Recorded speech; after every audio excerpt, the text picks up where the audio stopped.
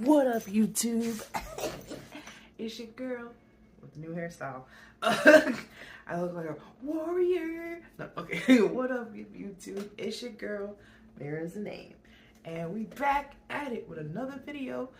1,000-pound sisters. Yo, it's getting crazy out here. My cat. It's going crazy and bananas out here because we're going to get straight right to it. If you're new to this channel or my YouTube channel, hi. My name's Amira, and I like to do different stuff. I like to talk about shows I'm into, different stuff, you know, if you're new to this channel, like I said. And my thing is, how about trying 3 videos, my videos? If you like after 3, how about subscribing, you know? Liking helps, comments as well. So we're about to talk about this episode 8. I talked about it, if you haven't seen in my other video, I talked about 4 and 5, and also 6 and 7. So I was gonna wait for 9. My bad, my voice. I was gonna wait for 9, but I'm already up to date with all the episodes pretty much. So I'll wait until next week to do episode 9, so that it's like, okay, we're fully recapped, I guess, if that's a term. But anyway, so the first beginning of the episode, they're still on vacation. They're in Pensacola.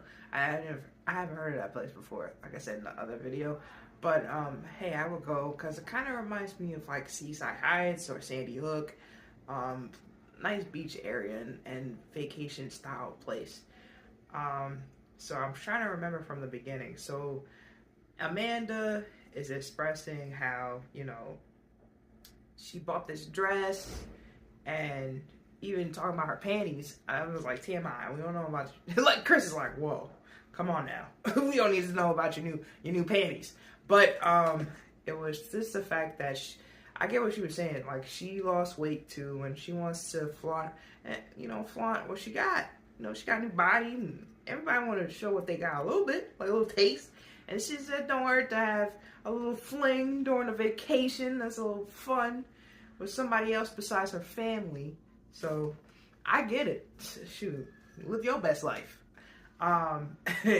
And also the frustration, or like they're kind of more analyzing the fact that Amy is really stressed out ever since the divorce, and Glenn and Gage, kept saying Gabe, I think, but it's Gage. They can kind of feel that energy, or can see that she's tense, especially the tone of her voice and stuff, and like the fact that she's immediately crying. A child can sense that, and that's probably why they're also upset. They don't know why their mom is upset, so then like our baby's doing baby stuff as well is an additional thing.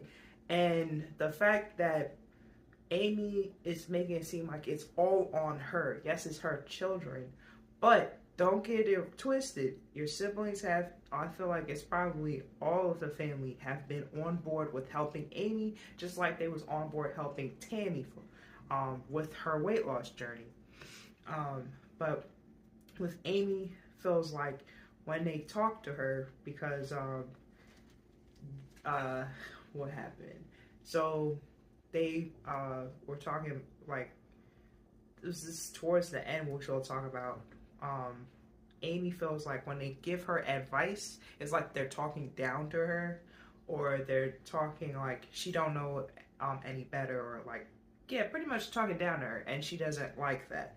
But at the same time, she also needs the help, where I guess it's more like, I don't mind you helping me, but don't tell me what to do. And it's kind of like, pick a struggle. Do you want the help, or do you not want to be told what to do? Because you need the help. And it was even more of that, because when I recapped the whole seasons, not just this season, but the whole show, and I realized, like, at first, Michael was helping, pushing Tammy and all that, and then it went from him helping or driving or doing something to slowly it was a decrease, especially after 2020, and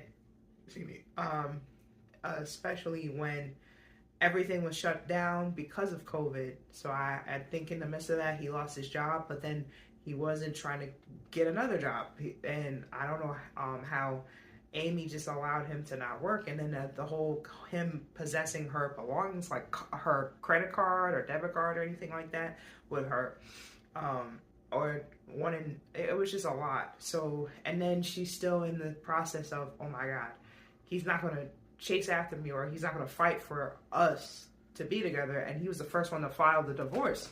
That's heartbreaking, but it's just not that her family is not sympathetic to her situation. It's just that she's very fragile right now, very sensitive, and it's like I feel like the family's like, we need you to be encouraged and focus on what really is important right now is your health and your children. So of course they take offense when she's saying, oh, I got 2 kids, you don't understand, like I'm doing this by myself, and it's not the case. You're doing it by, yes, you are going to be eventually co-parenting in some way, but at the same time you're not by yourself. And you can see that on the show. Each sibling is doing something, whether they're talking to her, whether she's living with them, whether they're helping like take care of the kids while she goes to sleep or something like that. Or a nephew is driving because you don't want to take a plane that's going to be, what, an hour long? You want to either take 10 hours, 9 hours drive because you want to take a plane. Just saying, it's a little selfish. Just saying. So that whole like, oh, I'm by myself with this is not true. And the same way Amy had to realize, oh yeah, with her husband, that she's having the same thing that her family had to deal with. Now, eventually, Amy's gonna have to realize that she's slightly doing the same thing that Tammy was doing with the family, with her family, with the Slayton siblings. So after this discussion, they go on for the next day and they go to the beach or something like that. I'm trying to remember from the beginning because I kept rewinding it or doing something else. But I'll skip around. Chris goes on, like, what is that? The air thing where the boat, it's kind of like a kite. I don't know what it's called. Anyway, it's like a kite for people to ride on. That's the best way I can explain it. I forgot what it's called. But he had a good time. And before that, they went to the beach. They was trying to get Tammy to go in the water, but she felt like she was a fall risk. I think everybody agrees that the main reason why she didn't want to go in the water is because of Caleb not being there. And also, what I forgot to mention in the last episode, when they got into the Airbnb or whatever it was, vacation house, Tammy is showing Caleb in a video chat, looking around. She had the biggest room and all that stuff, but the main thing was like, this is all cool and all, but it would have been better if he was here. And of course, Caleb feels upset and stuff, and he was looking forward to the summer festival around his way, and he used his electric wheelchair to get there, whereas he was telling like a couple of his friends from the rehabilitation center that he's going. One of them, I think, is able to walk, but it's going to take him a little slower to get there, but he's just like, if you can, just come with us. And he Caleb went there, and my concern, which I know was everybody's concern, is that what are you at a carnival besides games? There's food, and it ain't healthy food. They're not frying broccoli. Well, that's the thing. Most of this stuff is fried something with something type of dough.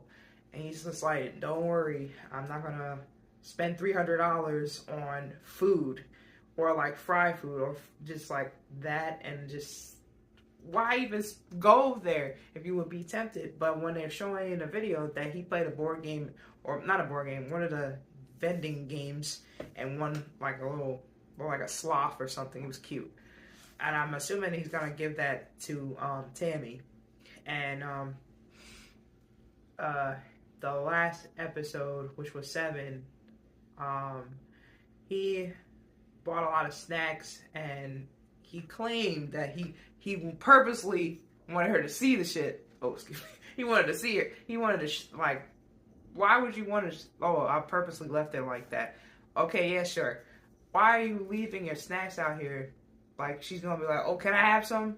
And then also with Caleb has a struggle, what he's emotional eater or maybe a stress eater. And so because of the fact he misses Tammy, he'll use that to cope with. It helps him soothe how he feels. But he's not realizing that it's only a quick relief. And eventually you're going back to that feeling again once that relief is, especially with food. I know that I had a struggle, and I still do, and I realized writing with my journal and the realization that, you know, food is more of an energy source instead of, oh, I want something, I got a little taste for like whatever I want, when my body really needs this. So that's just a learning lesson that you have to learn with yourself. And a nutritionist is better than trying to do it by yourself, or a dietitian, or somebody like even friends, family and friends that know a little bit more about food and stuff, their suggestions. And I don't know what the heck. First off, I don't know what the heck is going on with this rehabilitation center. They're not very strict with the rules of outside food, because Caleb was saying he ordered this food, like he's displayed in the last episode, all this junk food, French fries, probably chicken and fried mushroom, all the stuff was fried, mozzarella sticks. And I'm thinking to myself, this rehabilitation center lets y'all have this food, but y'all trying to lose weight. I know it's not like strict where they're forcing you. It's really your choice, and it's voluntary place, I'm assuming. But at the same time, why are they allowing them to have this type of food there? I'm very confused. And then when are they, like, I know they have a breakfast, lunch, and dinner, or a schedule for food, but what are the rules that they can allow them to have all of this unhealthy food? Or he snitched a little on her, saying that she would sometimes have these unhealthy foods when she was still there. But I'm not sure. I would I don't know where they are, but I would just want to know, what are the rules and regulations? Why is it that he can have fried, and he's trying, and I know this is like I don't blame them fully, but then I kind of do. And we'll go back, fast forward to dang, sorry. I was looking at the episode, but then I went to the store and came back and I rewatched it because I feel like I've been watching this episode over and over. But let's just go to the main part of the episode, okay? So, they come back from the beach or some, boat ride. There we go. So, sorry, bear with me. They have a boat ride. They went on a boat ride to look at dolphins, but then, there was a thunderstorm getting ready to come, so they turn back. But the great part about this is Tammy gets on the boat for the first time in a while since she was a kid, because she went in some type of putt-putt golf boat ride, looked like bumper cars type thing on the boat, and she fell off. So now this time she's in a sailboat thing, and she's in a nice area for her to have some space. And Amanda and Misty agreed that she looked happy. She looked like she was a child again. And she's putting her arms up and she's holding, which one is Kate? I know that the youngest one is Gage. So, no, Glenn. The youngest one is Glenn. And I think I don't know which one she was holding, but she's holding them. And you can tell she's a really great aunt, and she loves her nephews. And you see her smiling. It's a great feeling. And then they turn back and everything. And then when they got to the house, they're eating a seafood boil. So they're getting ready for the seafood boil. You know, Chris, he's a master chef. You know, he be doing that alligator, seafood boils, whatever you have, some sandwiches. He got it. He be making them. He be throwing down. I don't know. I would like to try some. Like, let me so Chris is cooking. I don't know, somebody like I think they all was helping or something like that. They put the aluminum foil on the table. He was getting ready. And then they dumped the pot and they're sitting there eating. Friggin' what's his name? The nephew's asleep. They're like, come and get some food. He out. I guess they're gonna save some for later for him. And so Amy is sitting there with one of the kids and trying to feed him. She's belching in his forehead and stuff. Like, what the hell is going on with you? You belching, and then she's breaking the shell of the seafood. It cracks and it hits Tammy in the face, and it's just a hot mess. So of course they got something to say, like, "Dang, you over here belching in your child's face? Like, come on!" And she getting annoyed. Like at one point, she goes to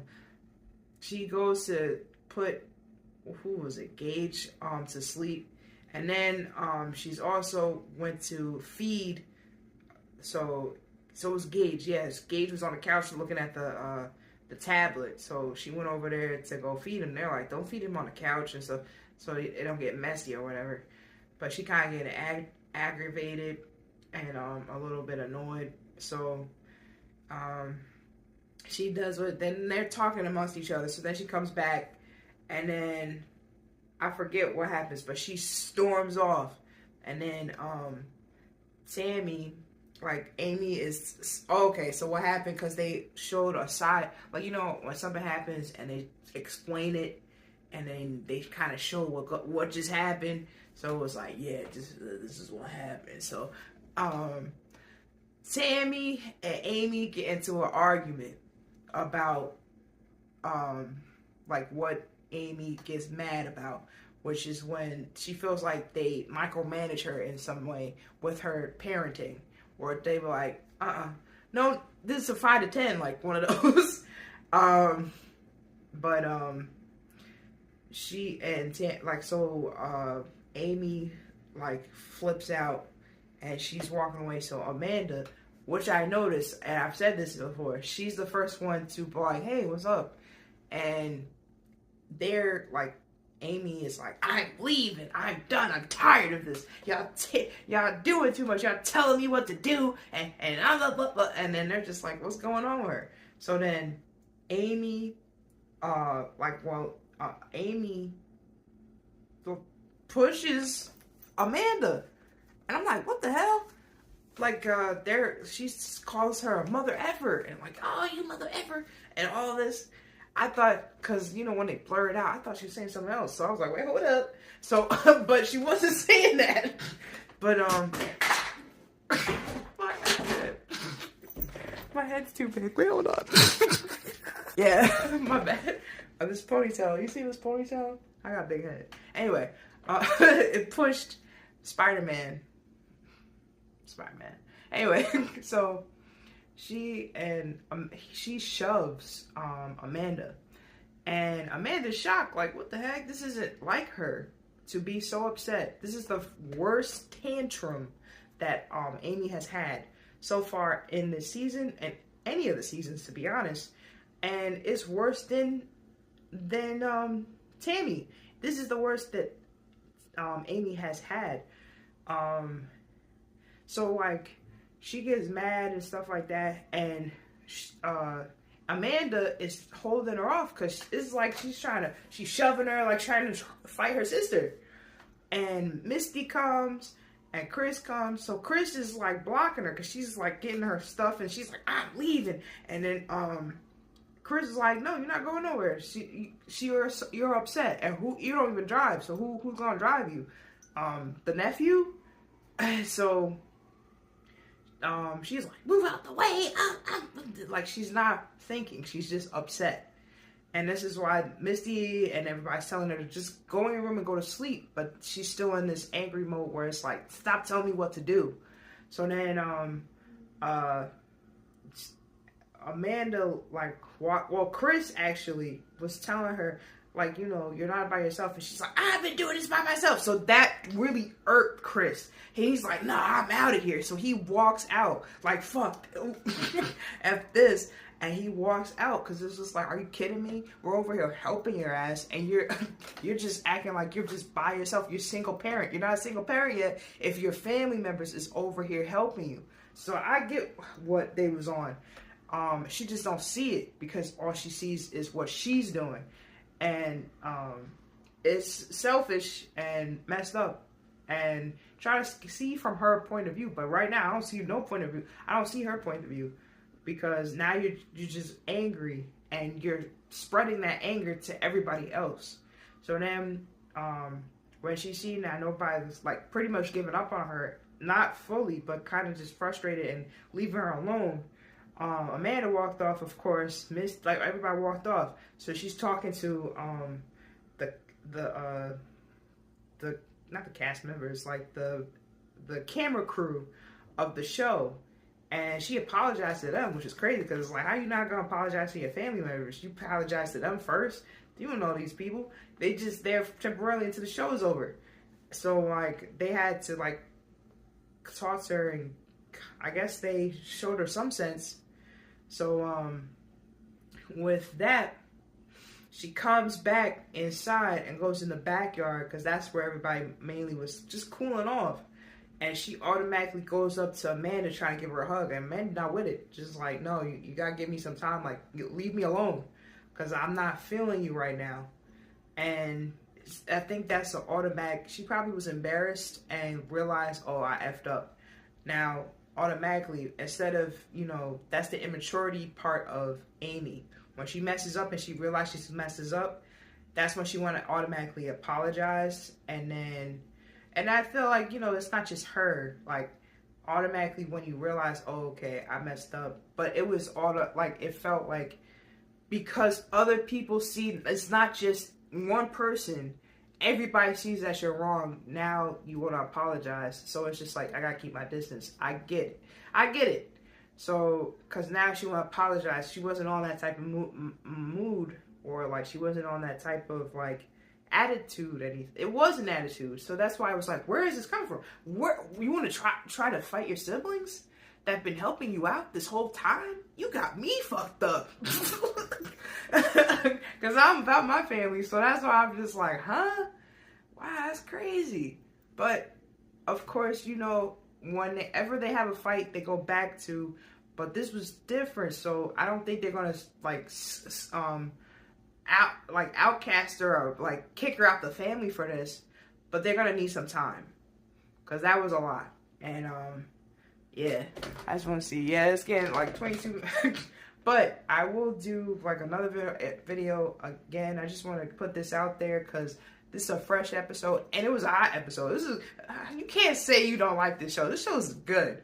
I don't care what nobody say. It's a hot mess, but I'm with it. The Slayton sisters and the siblings got me hooked. So I think this is like one of the shows that I really watched. This, Hoochie Daddies, I'm going to be talking about that soon. If you like Hoochie Daddies, let me know.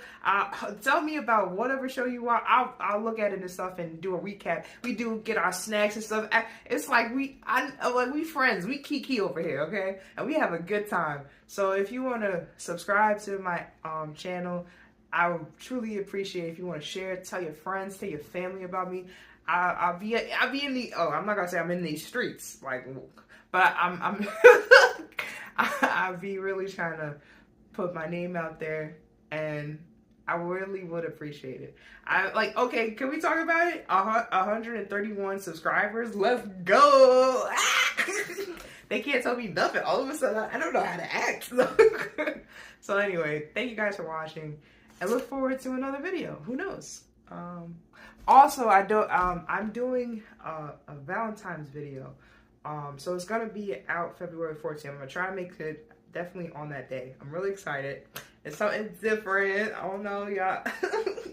Y'all ready for it? Y'all ready for the tea?